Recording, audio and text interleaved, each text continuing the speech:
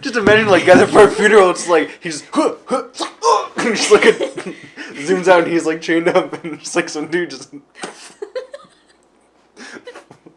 floats by as he's burning. It's like...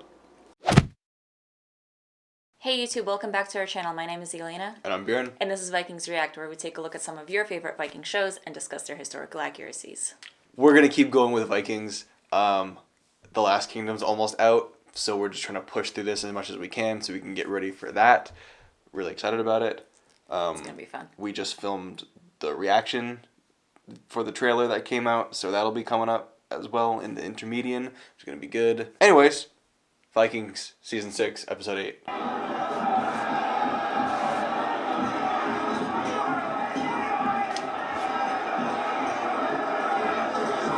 I just realized his little tattoo is that same motif that was on the shield.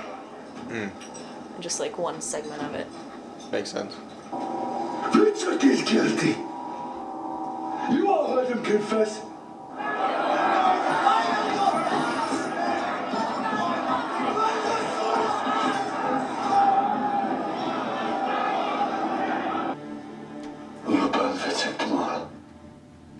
Kind of injection of modern day law set in like a medieval age. There wasn't any like kind of like set ruling for how a person should be like killed or punished or anything like that specifically. Like we know that there's, you know, certain laws that were, you know, different varying severities and things like that. Like we have written accounts of like for like thieves and things like that, they could be forced to like run a gauntlet or they could be outlawed. We know that, you know, minor and greater outlawry.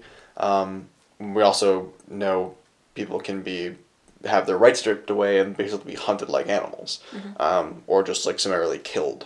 A lot of the time, you'll see stuff that's settled kind of outside of like a court, which is what causes blood feuds and family feuds in the sagas and things like that. The other thing that could happen is, you know, the person that is on trial, as it were, would become the slave. Yeah. Of, you know, who they owe their allegiance in a life to, essentially. Yeah, for certain punishments, for like severe crimes, or even for like if you were like bankrupt, like owed a horrible amount of debt, you could like sell yourself to slavery and become a slave for the person, basically. But there's no accounts of like specifically like being set on fire for like a death penalty specifically. There are accounts of people being set on fire for family feuds, like in the saga of Burnt Jarl. Guess how he died? He was burnt. So typically what would happen is, you know, if this was the case, they would take it to the Althing. If shit didn't hit the fan before then, with the family feuds and stuff, they take the case to the Althing, and then Vitzerk would be deemed guilty and criminal, and he would be outlawed, and then basically they'd break from the Althing because you were supposed to maintain the peace at the Althing. Weapons weren't allowed inside, like, you know, the sanctioned area and things like that. And then once they'd leave, then people would start to pursue them and try to hunt them down. So basically they had to leave quickly and quietly and gather as much as they could and run away before anybody else could come and pursue them and kill them there. And that's what you see happen a lot of the time in the sagas. Right. In terms of this, there's not necessarily like you are sentenced to die and we put you to death here. It's you're sentenced to outlawry and you have to leave yesterday. Right, and basically. Then if they're killed by somebody, then that just counts as because they were made an outlaw and therefore like they are pretty much enjoy no human rights. They're not considered like essentially they're not considered people anymore. Really.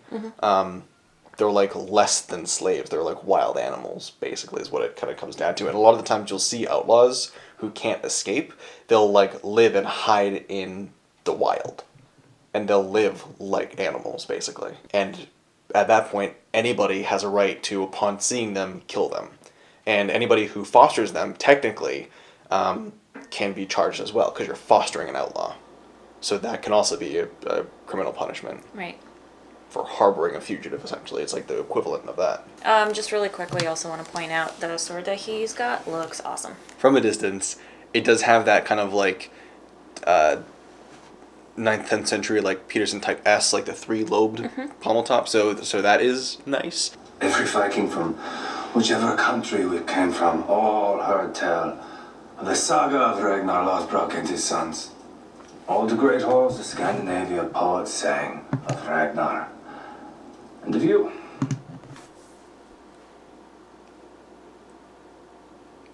All the people from all over Scandinavia heard the tale of the saga of Ragnar Lothbrok.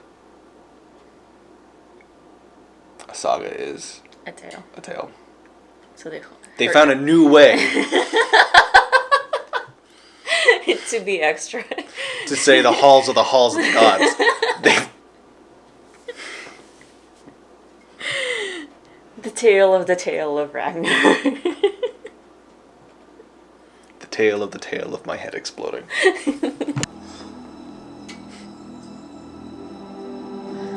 Oh, that was a sad scene. That was.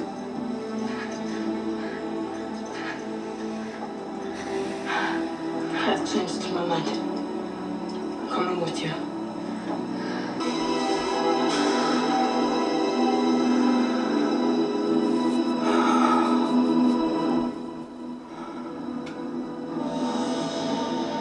Man, I want to watch season 1 again. I was about to say, actually. I just want to binge it now. Yeah. Light the fire.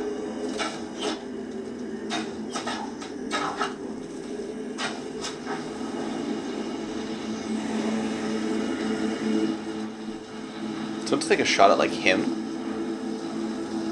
It just missed horribly. Just imagine like at for a funeral, it's like he's and just like zooms out and he's like chained up and just like some dude just fucking floats by as he's burning. It's like the same person who f***ed up the ship. Just oh god, guys, don't do it again. I'm so sorry. Like, here, you take. I shouldn't have one. I really shouldn't have a bow at all.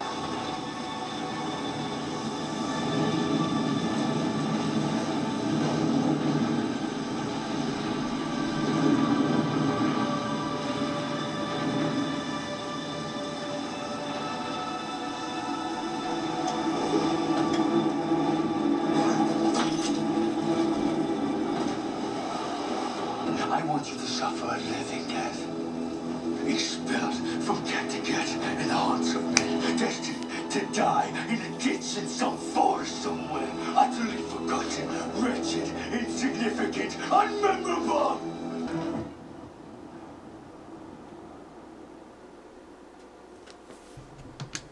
That was really metal. Good job, Bjorn.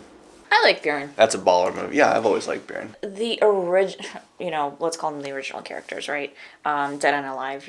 Ragnar, Bjorn, Lagertha. They're basically like the originals. Like, they are probably the best characters in the show. Well, yeah, because they've actually developed in the show. They developed in the show, but they also, I find, stay the most consistent to the representation of the Viking Age. Like, even just like, watching Lagertha this season, even like little things that she says and like little lines that she puts in there, I don't know if it's the writers or maybe like she's just grown into the Viking Age herself, that she just kind of like intersperses her own things into the scenes that makes so much sense. And it's like those little things and the way that Bjorn acts, which is very true to the way that Ragnar acted, and it just makes sense for the Viking Age, the way that they do things. Whereas the other characters, some are closer than others, but those three specifically, I find are the best characters in the show. Yeah, without a doubt. Yeah. Yeah. King Hellfine here has defeated me in the election for the kingship of Norway. Perhaps I underestimated my opponent. You know, Björn. You know what he has achieved. And now he tells you that perhaps the gods don't favor him anymore. He didn't say But I that. don't think so. I didn't say that. I did not say that. When did he say the gods don't favor me? He didn't. She's jumping to conclusions. He said the gods were punishing him in another scene. In private. I don't know. What is with that puppet? I want that thing to burn. What's an enigma? Can they let it go? Enigma. I own the whole country! I own the land and the sky!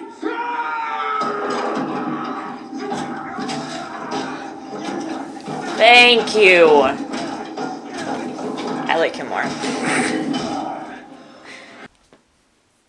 So I'm glad they smashed the puppet.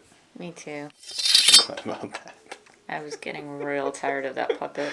I'm getting real tired of, like, Eva the Boneless not being able to use his legs, but then using his legs. It's really frustrating. I saw it in show up in a couple of scenes in some of the close-ups on his legs. There's like, it's a very modern thing. Yeah, there's like metal braces involved. Yeah, there's like that tons of metal shit. like brace contraption that goes around his leg that would, essentially hold him up, but it's a very modern thing. They wouldn't have had that back in the Viking Age. No, not even close. But there is also the thing of like, yeah, sure, maybe that could theoretically be the reason for holding him up, but it doesn't change the fact that he's walking. Yeah. He should not be able to move his body from the waist down, because that's the way that he was born. According to this. I mean, the thing is, because we didn't see season 5, we don't know what could have happened in season 5. There is nothing logical that could have happened in season 5, like Viking Age logical, that would have caused him to be able to use his legs suddenly. But maybe there was something magical that they put in, story-wise, to allow him to walk. I don't know. I don't care. It's annoying. It's like stick to one thing. Is that a bird's nest? Do not so. weep, dear Egon. How the did he get up there? Sweet child, do not weep. It is my destiny. So nothing should happen to us on the way. Us. You are coming with me. I want you to arrange a meeting with the Wanderer Roder. And I want to search for Floki. A little bit of lifestyle in the Viking Age regarding traveling and being away from home or away from, people who you have seen before. That is very different from the modern age. Obviously, here we can talk online, we can call each other, we can FaceTime, especially now we're FaceTiming a lot. And, you can get on the plane or get in the car and travel and see places and everything like that. Back in those days, if you were setting sail somewhere or you were going on a raid or you were, traveling across country, you could be gone for a year, 2, 3 years, because those travels had to take place during a certain time. You couldn't sail during the winter season. Yeah. You would die. And Very possibly. yeah, so in the sagas, a lot of what we see is if somebody is out traveling, they have no way to contact, their families back home. The people back home just have to kind of wait and see and, make sacrifices to the gods and, hope that you're going to come back in about a year.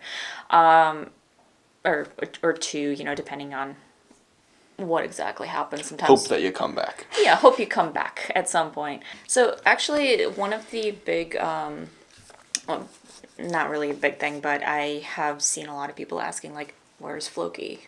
Where's Floki gone? We haven't seen him this entire season. So people are wondering whether he's still alive, whether he escaped somewhere, whether he's an outlaw, like what's going on with him, is he okay? We're all living in the Viking Age as far as that's concerned because they wouldn't really know. Yeah, so the only person that really knows exactly what happened to Floki is Ketil here, because he was in Iceland when whatever happened. And past that, like, no one really knows his fate. And that is how it would be back in the Viking Age.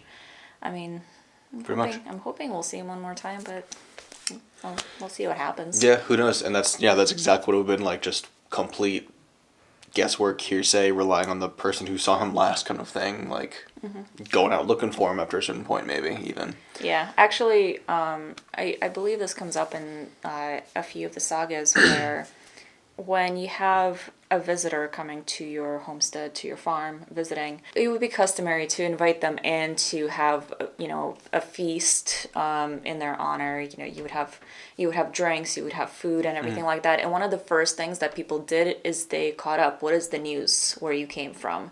And that's how they got their news. I saw this person, that saw this person, this is what's going on over here. I've heard this going on. Yeah, I've seen this, which might mean this. Like, it was, yeah, total gossip. Yeah, it was all word of mouth. Yeah. Like, another way somebody could be out for years at a time and not being able to, like, get back home is if they found themselves sworn into the fealty of a king. You see that a lot, again, in the Icelandic sagas. I reference it a lot, but it's because it's a very rich resource. But there are many people who have renown in Iceland who go and travel, go raiding and things like that, and they'll meet a king either in Denmark or Sweden or Norway or anywhere, and the king will like them and invite them into their court, and it's really not something you can say no to. And then the king, wanting to keep up his own prestige and his own renown, wants that famous person to stay in their court and will pretty much forbid them from leaving for years at a time. Like, there's a couple stories where a Viking is basically stuck there for 5 years sitting in court to the point where he just becomes miserable and the king takes notice, and then they kind of go back and forth from there. But yeah, basically just not being allowed to leave, almost like a captive in a king's court. So, the Norse at the time would be no stranger of somebody not coming back for quite a while. They always hope that it's going to be soon, and if it's longer, you don't really know unless word gets back to you, like we were just talking about. But yeah, I mean, it'd certainly be on their minds to want to get home and, show that everything's fine. Yeah, get back to the people that they know and love. Yeah. And, to that respect, if it was winter, you probably weren't keeping an eye out for anybody. You'd start keeping an eye out spring, summer seasons. Yeah, exactly. For people to start coming back. Yeah, there were times where you'd want to travel more often and then less often. Like, in the winter, you don't really want to travel because the seas are very rough and treacherous, and ice and things floating around and all kinds of stuff. It would be horrible conditions. So like, if you're also going to try to get home, you want to do that before, like, the winter months would set in as well. If you don't, then you're gonna hunker down and stay there for a season. And that's also how some kings got people. They're like, oh, we'll just stay for the season. It's fine. It's so close. We'll just keep you here, and you can winter here, and then you can be off. And then they'd be like, oh yeah, sure, okay. And then, gotcha. We know many kings who have married more than one wife. I think your father even put that proposal to your mother. She turned it down. But you should know, Björn. Your mother was attacked by the outlaws you released from Kattegat. You're a great man, but even great men make mistakes. Oh yeah, she's pissed. I'm not jealous. But just so you know, you're a piece. Where your body is going? I like to keep you around, Olaf. You're my pet philosopher. Most of what you say is ridiculous, but someday you might say something truly wise, and I wouldn't like to miss it. I just want to quickly point out that this series really does not do justice by King Olaf. It's probably because he's thrust into a storyline before his time. It's probably because he's just a random character made to fit a purpose, and they gave him a historical name. There is that. I mean, obviously, historically, he was king in his own right. One of our viewers actually pointed out a while back when we were talking about his character that in the show in season 5 he became a Buddhist. Yeah. So nothing to do with Christianity or heathenry. They decided to bring Buddha into the whole thing, and they did it through him. And in that respect, and just in the respect that he's basically, not becoming, King Harold's pet almost. The character in the show has no correlation to the historical person. No, really, like, none whatsoever. And we will be young again. We will be fierce and proud. We will laugh and sing. The gods will embrace us. We will be what we were always meant to be. And so this is life. And so is this death. That was a cool shot. That was really nice. That was nice.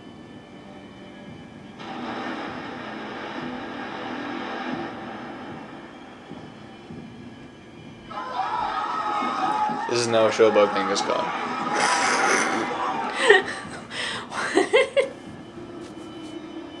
I have to keep reminding myself they're the Rus. I had slight hopes because that dude who came in and planted the flag in there for like whatever reason, like he looked a little bit like Rus. He did a little bit, yeah. Yeah, like I think it was Vlad, the Ruslav king Vlad, who was described as having like this hairstyle that was literally like a knot ponytail like on the side of his head, and like that was kind of close to it. A little, you could argue it was close to it. It's like a little bit like Cossack style, like that Eastern influence. Was that the Black Sand Beach? What's the Black Sand Beach? Iceland. A son of Ragnar Lothbrok come to our poor settlement. Whatever next? Our guests are tired and very hungry. You're scaring them. Get away. Please. They came, went like ghosts. So, Vikings. Whatever they are, they're It's not like ghosts. anybody? They're not ghosts. And one day, they will return. Not as a raiding party, but as an army.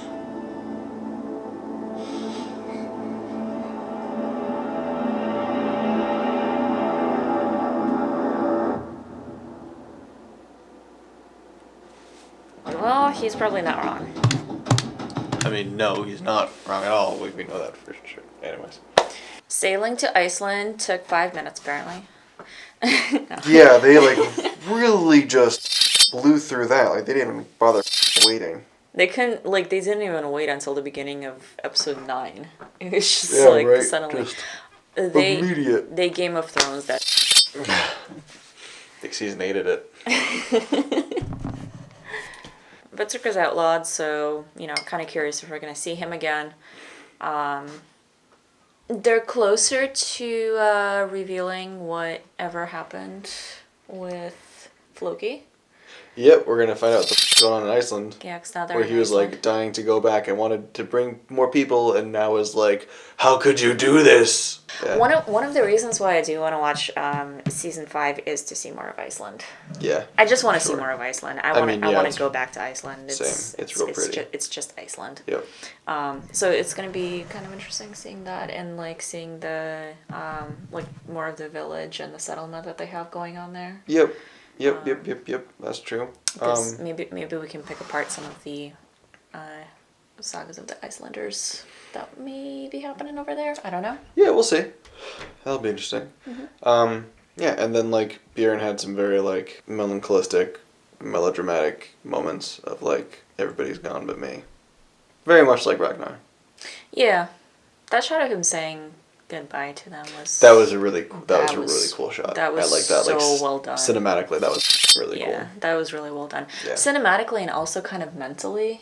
You know, if you really think about it, like Yeah. the mental state that you're in when you say, like it visualized it very well. Yeah, without a doubt. And also Bjorn facing the same type of a situation that his own father faced as Yep. well, that Ragnar faced with a mistress and a wife, and Sure.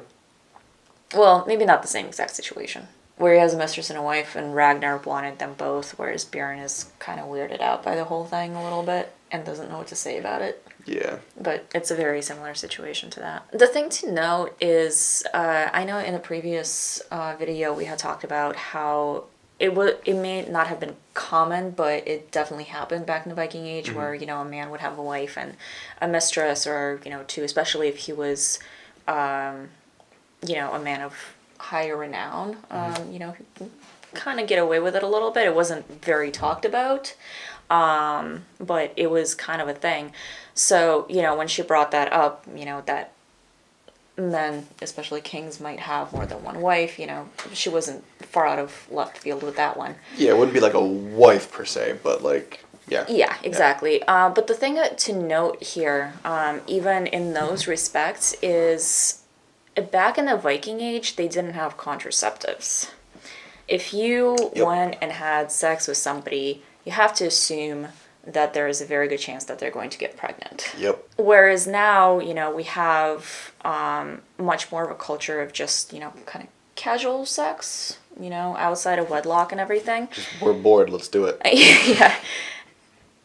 It resulted in children for them because they had no way to protect themselves from, getting pregnant, essentially. And, obviously bearing a child and giving birth to a child was more dangerous for a woman back in those days as well. So it wasn't to be taken as lightly.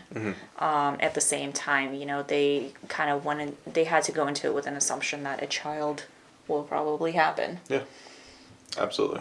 So there was that weight on it as well. So for Gunhild to come to them and say, we'll all live together, she has to assume that this girl is going to get pregnant if she's not already. I was just about to say. And he's going to have children from both of them. Yeah. And not from 3 women, actually.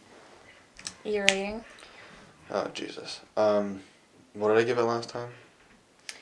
You gave it a 6 last soft time. 6? Yeah. I'm not gonna change it. Like, there was not much added. There was not much lost. I don't know. I feel like it was just an episode to kind of, like, tie off some loose ends and, like, do some extra things here and there. I'm not gonna change my rating. We're just gonna keep it at a 6. Okay. Yeah, so the last time when I rated this, I rated it based on the episode itself, not specifically any additive seasonal things. Yeah. And mine was a 7 at that time. For this one, I'm going to drop it down to your 6. Yeah. It was like a pretty average episode. Yeah, There's some cool moments in it, but... Yeah, it wasn't any more inaccurate than usual. There were, a couple of things in there that I really enjoyed. Yeah. Absolutely. Generally, like... Yeah, there were, like, some cool moments, like Bjorn letting Fitzer go in the most metal of ways. And, like, his little introspective, like, camera circling moment and, like, some little stuff like that. Like, it was really, like, cool, but it was not, like, historically cool. It was just cool on its own, Yeah. Yeah. Thank you guys so much for watching. We hope you enjoyed it. If you did, hit that like button. If you're new to the channel, make sure to subscribe and hit the bell so you can be notified of our future videos. And we'll see you in the next one.